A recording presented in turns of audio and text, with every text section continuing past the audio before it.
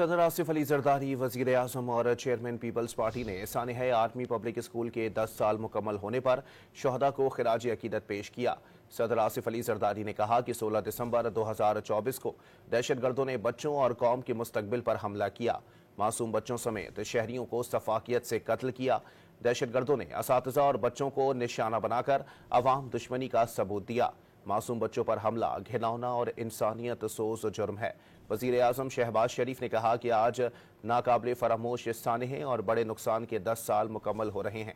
सानिह APS पर हमारा दिल गमजदा और खून की आंसू रोता है।